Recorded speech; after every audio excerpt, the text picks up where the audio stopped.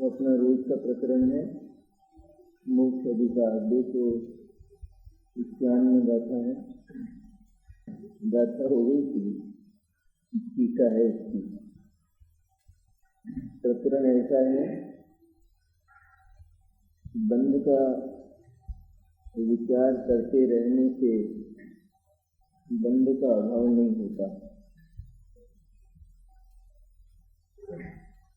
जैन दर्शन के बाहर अनेक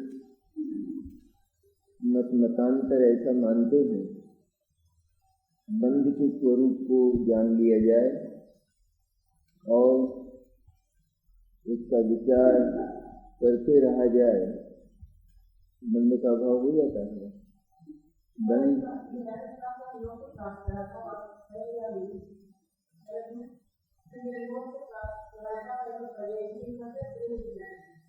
क्या है, उसमें तुम द्रव्य पर्याय क्या ढूंढने लगते हो? पुरुष को मोक्ष प्राप्त कराता हुआ मैंने आत्मा को जो वर्तमान में बंधा हुआ है उसको मोक्ष प्राप्त कराता हुआ, पुरुष को मोक्ष प्राप्त कराता हुआ, ऐसा है। पुरुष शब्द है ना पहले, इसको मोक्ष प्राप्त कराता हुआ कैसे कि जो पुरुष की अनुभूति मात्र से ही निश्चित है, पुरुष की अनुभूति मात्र ये मोक्ष का उपाय है। मोक्ष का विचार मतलब बंध का विचार, ये कोई बंधन मुक्ति और मोक्ष प्राप्ति का उपाय नहीं।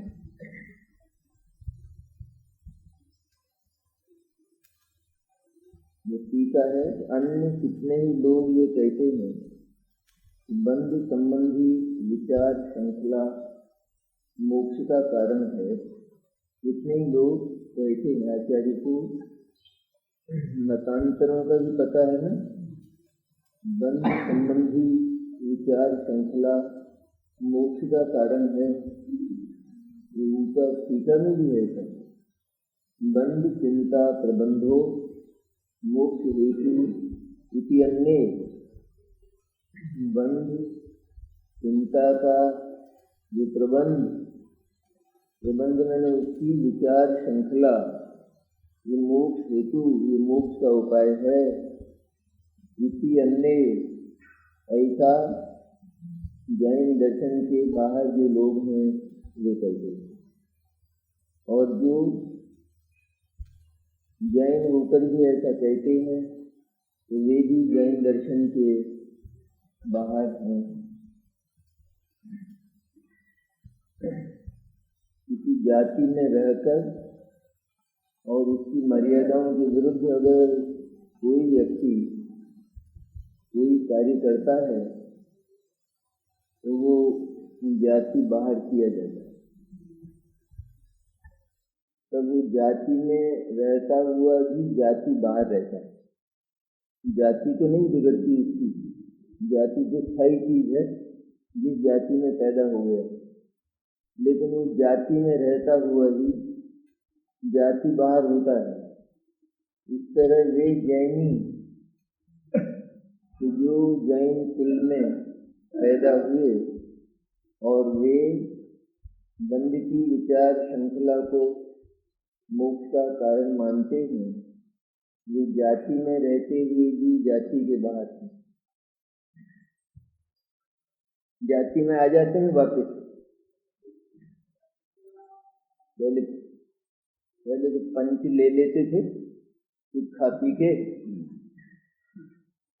लेकिन यहाँ तो ये बंध संबंधी विचार श्रृंखला मोक्ष का हेतु है, ये मान्यता अपराध है।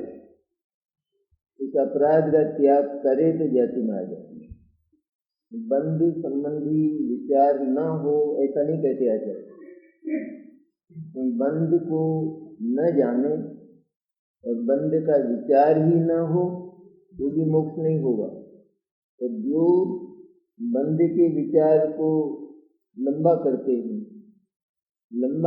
हैं मैंने उसका अंत ही नहीं करते और ये विचार किया करते हैं बंध का स्वरूप ऐसा है और मेरे को बंधन से छूटना है, बस इतना मात्र जो करते हैं उनका मोक्ष नहीं होगा।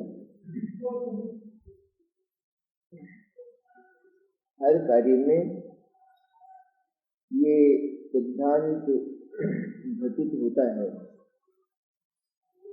कार्य का विचार वो कार्य का कारण नहीं होता और कार्य के पहले कार्य का विचार आए बिना नहीं रहता। विचार ही न आवे तो कार्य नहीं होता, विचार ही चलता रहे तो कार्य नहीं होता। जिस समय विचार हो उस समय कार्य का महत्व हो तो कालांतर में विचार छूट कर कार्य परिणति होती है। जिस समय विचार हो उस समय की स्थिति है। यहाँ कौन से विचार की बात करते हैं? तो जिसको विचार में ही इतनी प्रीति और इतना मोह हो गया है कि जो सिर्फ विचार मात्र करता है और ये मानता है कि बंध संबंधी विचार करते रहने से मोक्ष हो जाएगा। बंध के स्वरूप को जान लेना और उसके विचार को लंबा करना ये मोक्ष का कारण है। तो एक कदम भी नहीं जाएगा कहीं। यह दुनिया में तो जाके बता दे पहले, विचार करते रहने से एक कदम कहीं आगे हो गिर पड़ जाता हो तो नहीं होता है। जब कभी पूछा जाए तो यही कहता है विचार तो कर रहा हूँ, हो जाएगा काम। लेकिन जो विचार है वो सचमुच तो कार्य का बाधक है। इसलिए जैन दर्शन की भीतर की जो गहरी खोज है वो विचार को कार्य का बाधक कहता है, क्योंकि साधन उसको कहते हैं कि जिससे साध्य की उपलब्धि हो। और जब तक विचार है तब तक कार्य की परिणति अर्थात कार्य की अनुभूति नहीं होती, इसलिए विचार बाधक है। लेकिन कार्य के पहले विचार आए बिना नहीं रहता, यह एक पद्धति है। तो क्या वो विचार चाहता है? जिसको कार्य का प्रेम है वो विचार चाहता है। तो विचार में तो व्यवधान है, विचार में तो अंतराय है।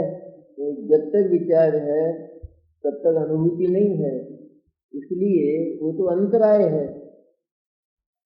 जिसको ये विचार आता है वो स्वयं उसको अंतराय मानता है, लेकिन विचार आए बिना रहता ही नहीं है, क्योंकि विचार में ही सारा निर्णय होता है।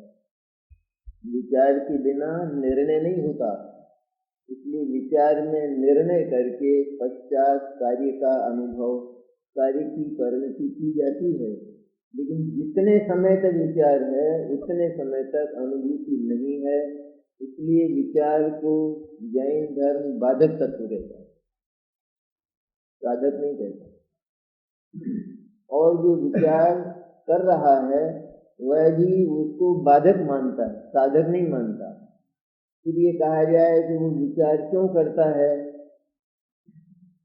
तो क्या उत्तर है उसका? उसका उत्तर क्या है?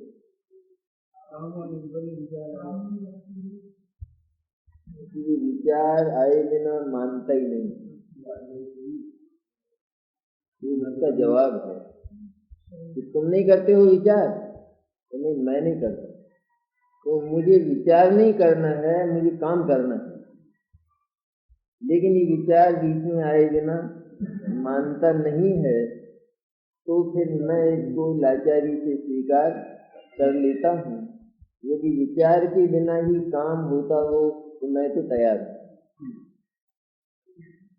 मैं विचार को आमंत्रित नहीं करता कि तुम आओ क्योंकि अब मुझे काम करना है। ये आमंत्रण मेरा नहीं है विचार को, लेकिन वो तो आता ही है, आता है ना। कार्य के पहले जो तैयारी होती है, इस तैयारी में कार्य तो नहीं होता, लेकिन इस तैयारी के बिना काम होता नहीं है। इसका नाम व्यवहार है। विचार को व्यवहार कहते हैं। व्यवहार कहते हैं, मैंने क्या अर्थ हुआ उसका? काम हो जाता है तभी विचार लागू होता है। विचार व्यवहार साधन है। इसका अर्थ ये हुआ कि विचार वास्तविक साधन तो नहीं है, क्योंकि कार्य के साथ उसकी एक सुनिश्चित योजना है। वो विचार भी कार्य के लायक, कार्य के विपरीत नहीं, कार्य के लायक विचार।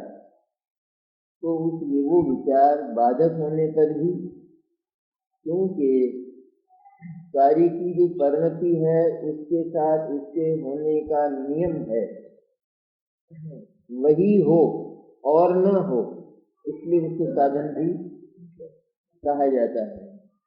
इसलिए विचार हुआ व्यवहार, व्यवहार अर्थात व्यवहार साधन, व्यवहार साधन अर्थात साधन न होने पर भी जिसका उस कार्य के पहले आने का नियम है, इसलिए उसको साधन कहा जाता है।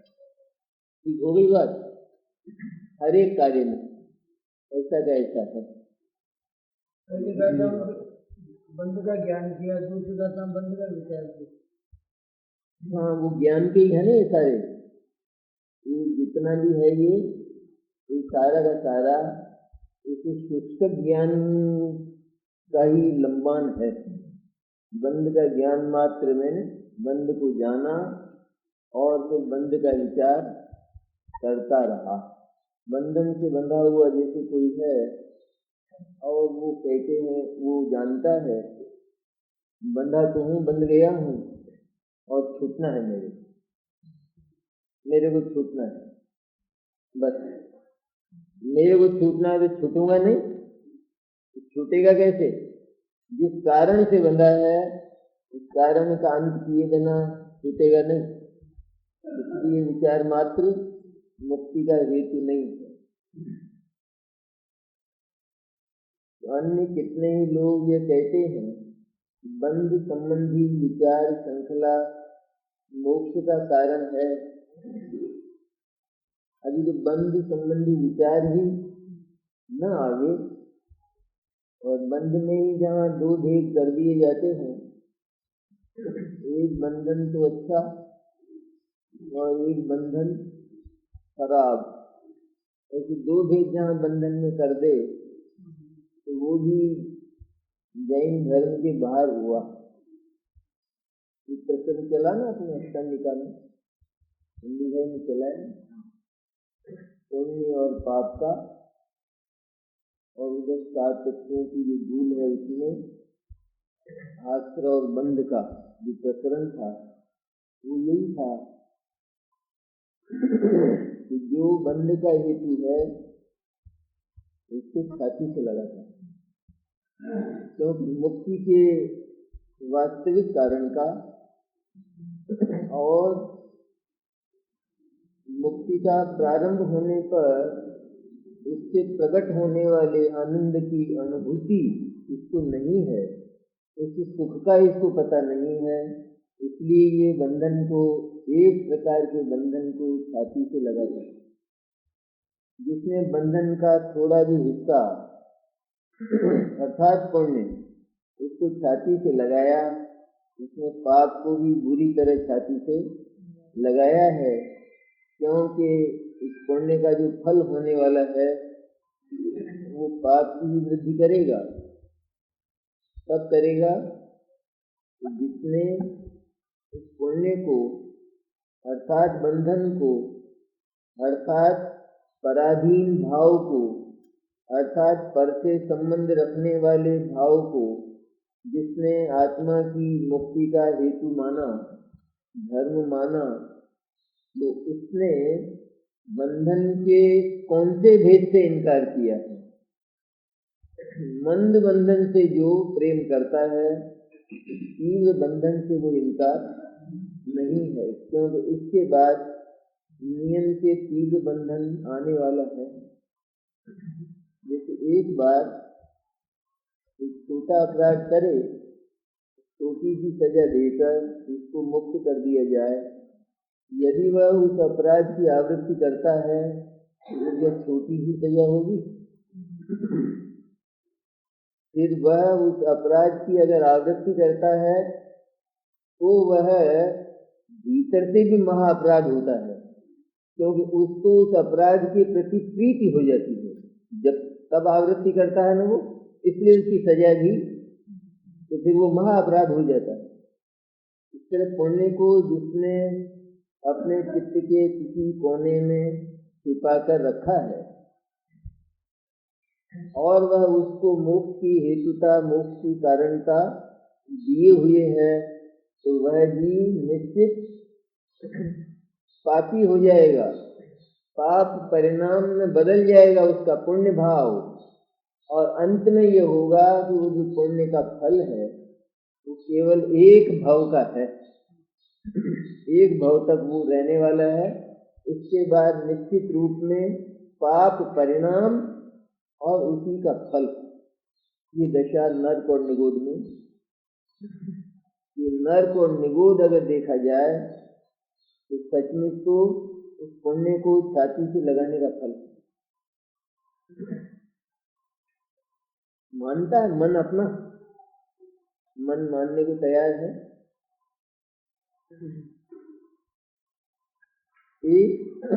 एक आध भाव तो कुछ अच्छा सा लगने वाला हो जाता है जिसको स्वर्ग कहते, लेकिन इसके बाद तो दुर्गति। तो देव एकेंद्रीय भयो आता है, और जो विमानवासी हु खाए सम्यक दर्शन बिंदु पाए। फिर क्या होता है, तो सिर नहीं फूटता है धड़ाम से, जैसे ऊपर कोई गया है और ऊपर से छूट गया है, छूटेगा ऊपर से तो उतरना पड़ेगा, फिर उसकी धरती का पता नहीं है। तो विमानवासी होने का मन करता है जीव का, इसका अर्थ यह है कि अपना सिर फोड़ने का मन है, क्योंकि वहां से निश्चित गिरता है। और जिसके पास सम्यक दर्शन नहीं है उसको गिरने की कला मालूम नहीं है। तो मिथ्या दृष्टि ऊपर पहुंच तो गया है, लेकिन उसको नीचे उतरने की कला मालूम नहीं है, इसलिए उसका सिर फूटेगा निश्चित। दो व्यक्ति हों जैसे और चढ़े हों ऊपर किसी कोट पर और नीचे नदी हो, एक तो तैरना जानता है, एक तैरना नहीं जानता है। जो तैरना जानता है वो ऊपर से नदी में छिटका है, उसके साथ दूसरा भी छिटक गया, क्या होगा, डूब जाएगा। यही स्थिति होती है बिल्कुल। सम्यक दृष्टि भी वहां जाता है, लेकिन उसको नीचे आना मालूम है, उसको तरीका मालूम है, इसलिए उसकी हड्डी पतली टूटती नहीं है। और इसको मालूम नहीं है क्योंकि ये तो उस स्वर्ग का वजन बांधे है छाती से, जैसे कोई भाटा बांध ले ऊपर से गिरने वाला, तो मृत्यु है ना उसकी। इस स्वर्ग का वजन छाती से बांधे हुए है, इसलिए निश्चित डूबेगा। और वो जो कला जानता है तो वो हल्का है, उसने स्वर्ग में रहकर भी स्वर्ग को छाती से नहीं लगाया, जरूरी नहीं है लगाना। सम्राट जैसे कोई हो जाए तो प्रजा से इकट्ठी की गई संपत्ति को छाती से लगाना जरूरी नहीं है, आवश्यक नहीं है। सम्राट भी आजीविका करते थे, ये ईमानदार होते थे, वे अपनी आजीविका करते थे और उससे अपने परिवार का पालन करते थे। प्रजा का एक भी पैसा अपने काम में लेना जो महा अनर्थ मानते।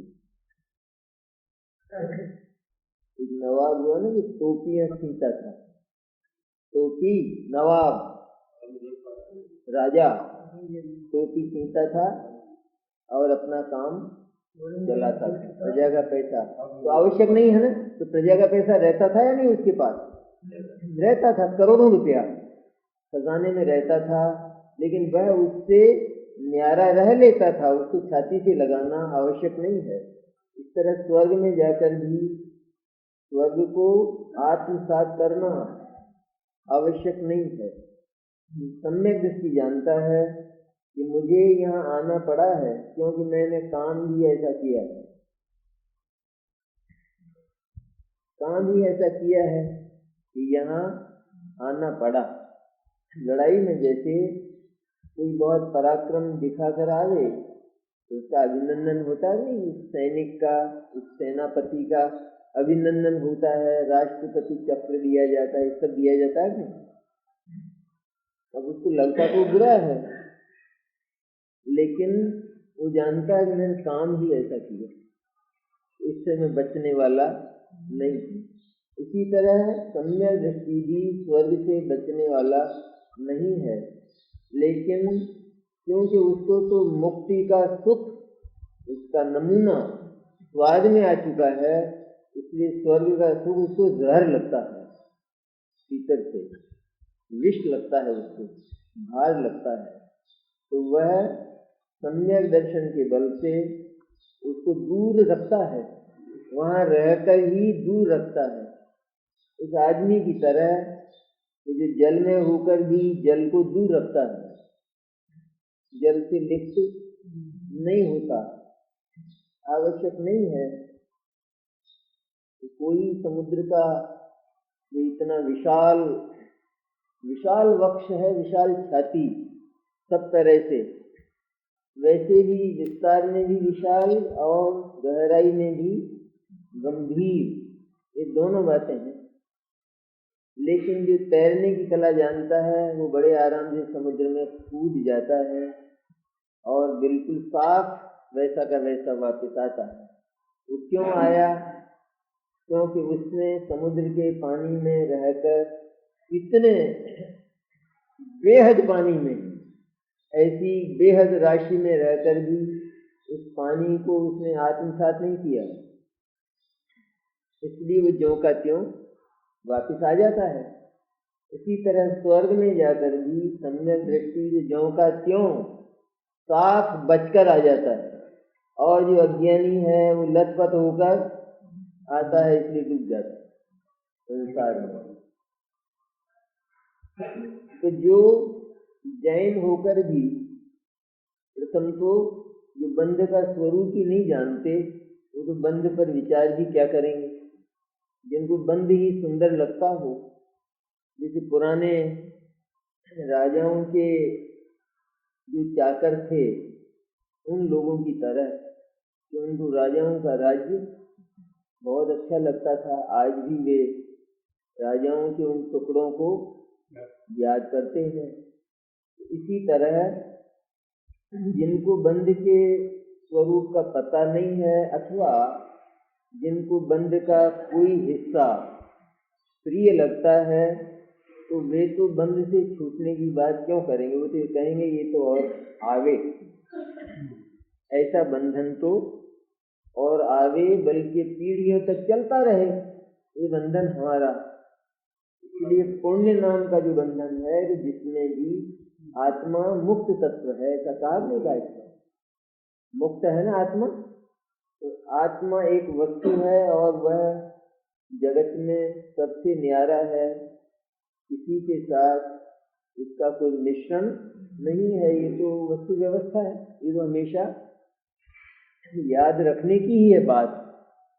आत्मा एक तत्व है, अनंत आत्मा है नहीं है, जैसे अनंत सिद्ध मोक्ष हुए, मुक्ति गए ना, तो वो एक एक अकेले गए, 10-20 को लेकर गए साथ। अच्छा, वहां भी अकेले ही रह रहे हैं, सब शामिल रहे, भले ही कोई दिक्कत नहीं शामिल में, लेकिन हैं अकेले में, और अकेले ही मोक्ष गए नहीं, तो फिर आत्मा हमारा भी अकेला होगा। हम तो अनेक, हमारा बहुत है कोई परिकर, ये बात सिद्ध हुई क्या? सभी आत्माएं अकेली हैं, और अकेला किसको कहते हैं? जो मुक्त हो तो अकेला कहते हैं। और जो अकेला होता है वो मुक्त ही होता है, क्योंकि वह किसको अपना बनाएगा? जिसने अपने अकेलेपन को जाना सचमुच, और यह जाना कि मेरा अकेलापन कभी भी बदलता ही नहीं है, कभी इसका स्वरूप ही नहीं बदलता है। मैं अपने आप को दो करना चाहूं तो दो नहीं हो सकता हूं। मेरा अकेलापन ऐसा है कि आत्मा एकत्व को छोड़ता ही नहीं है। जो ऐसे एकत्व में सदा ही प्रतिष्ठित है उसको मुक्त कहेंगे क्या? नहीं कहेंगे। विवाह करता है ना व्यक्ति, विवाह से पहले तो अकेला है नहीं, अपने आप को वजन अनुभव करता है? नहीं करता है। उसके बाद फिर दो हो जाते हैं। दो होने पर ये मानता तो अच्छा है, और हुआ क्या है? सच में देखा जाए तो ये आधा रह गया। अर्धांग है भी, ये कहते मेरी अर्धांगिनी। अच्छा, तो राधा कौन? आधा अंग तो वो है ना, तो आधा कौन है?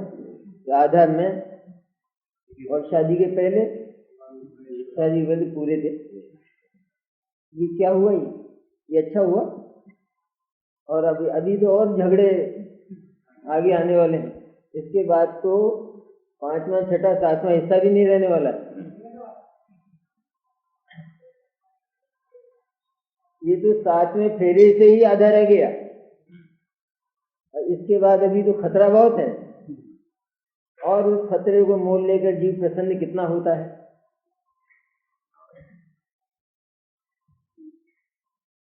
भयंकर बंधन को स्वीकार करता है और उसके लिए बाजी बुलाता है, बैंड बजवाता है। जिंदगी को खतरे में डालता है, बैंड बजवाता है। यूं नहीं मैंने ये कोई छोटी मोटी मूर्खता है ये? अरे भाई, बंधन अगर तू स्वीकार कर रहा है तो चुपचाप कर लेना, जैसे आजकल कोर्ट में कर लेते हैं वैसे। लेकिन ये तो उसका जबरदस्त विज्ञापन करके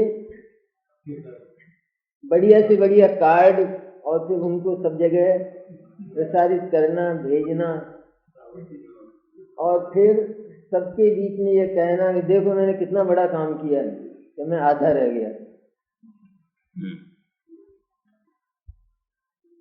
इस मूर्खता की कुछ है? ये तो मूर्खता तीर्थंकरों ने की, हम क्या करें? कैसे? अगर तीर्थंकरों ने की तो अपन क्यों गलती करें? ये जरूरी है क्या? तीर्थंकरों ने अगर कोई गलती की है, हम उस गलती को दोहरा। तीर्थंकरों ने जो और किया उसका क्या हुआ?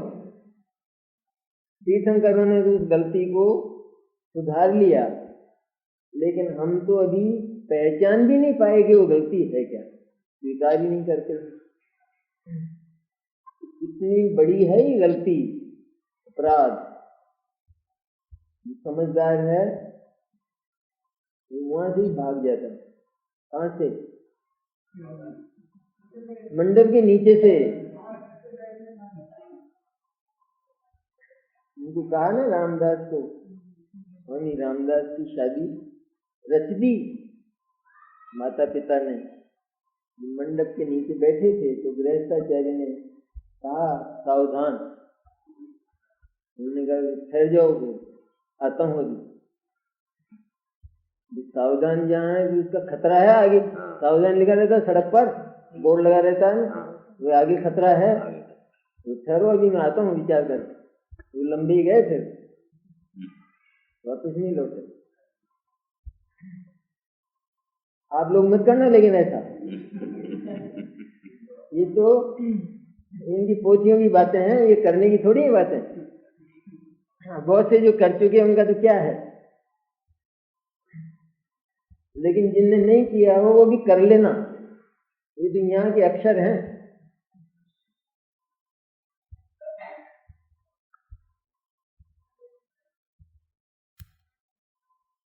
बंध संबंधी विचार श्रृंखला मोक्ष का कारण है, किंतु यह भी असत है, झूठ है, ठीक नहीं है ये बात।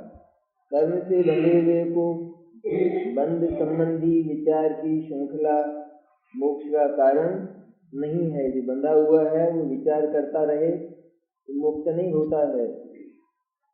कोई व्याधि हो जाए और निदान भी हो जाए और दवाई की भी व्यवस्था कर दे चिकित्सक, ये औषधि लेना, पर्चा लिख दे, पर्चा, और अब पूछे को भाई कर रहा हूँ, विचार कर रहा हूँ, तो लूंगा दवाई, विचार कर रहा हूँ, ये मरने की राह देख रहा है, इसका अर्थ है। इस तरह बंध संबंधी विचार श्रृंखला ये मृत्यु का कारण है, ये मोक्ष का कारण नहीं है। इसको लंबा नहीं करना। एक बार बंध के स्वरूप को जानते ही बंध के अभाव की जो पद्धति है उसमें परिणति करना, ये उससे मुक्त होने का उपाय है।